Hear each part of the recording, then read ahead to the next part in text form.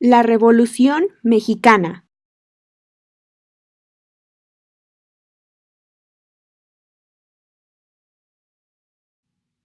Porfirio Díaz había gobernado por más de 30 años a México, y gracias a esto las personas no estaban muy contentas, pues a pesar de que hubo grandes avances en el país, no todos eran tratados con igualdad y no se respetaban sus derechos como se debía.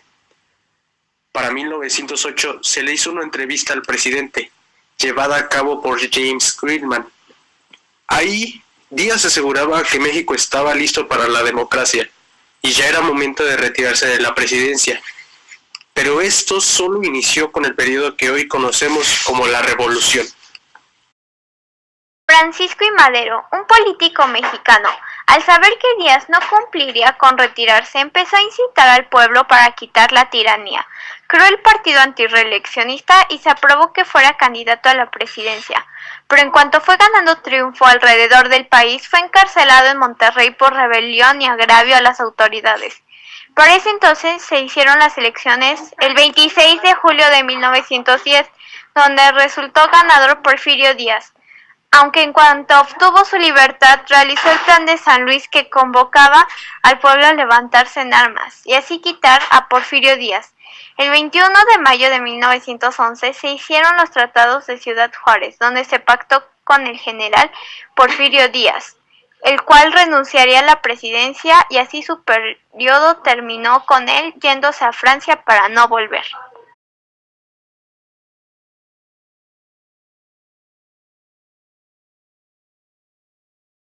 Cuando resultó triunfante en nuevas elecciones donde se elegía al presidente, prometió devolver las tierras a los campesinos y prohibió la reelección, pero en cuanto era momento, él no lo hizo, como se esperaba. Él quería realizarlo de una manera que resultaba ineficiente para algunas personas, entre ellas Emiliano Zapata, que estableció el Plan de Ayala, donde exigía distribuir la tierra a los trabajadores y además era en contra de Madero.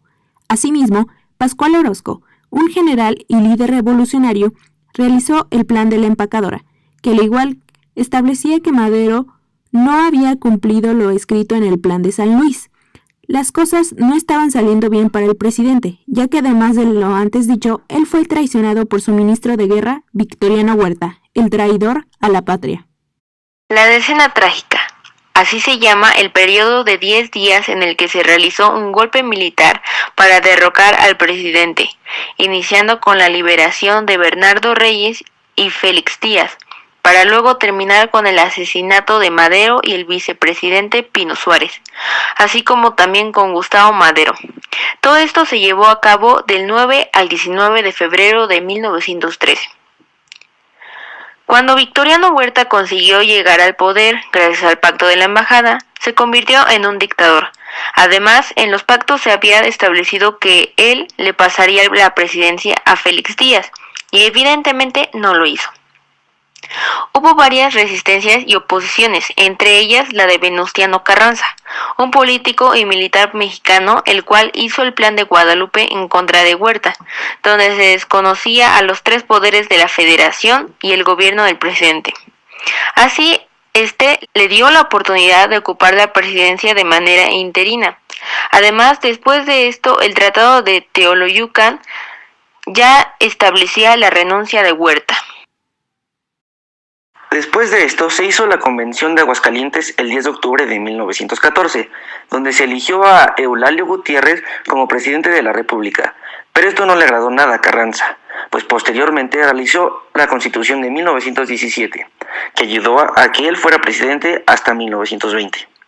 No duró mucho en el poder, ya que Zapata y Francisco Villa se resistían y realizaron el Pacto de Xochimilco, que desconocía el gobierno de Carranza. Pero estos dos personajes tuvieron un final desafortunado, pues después de estos sucesos, Plutarco Elías Calles, Álvaro Obregón y Adolfo de la Huerta hicieron el Plan de Agua Prieta, que desconocía el gobierno constitucionalista.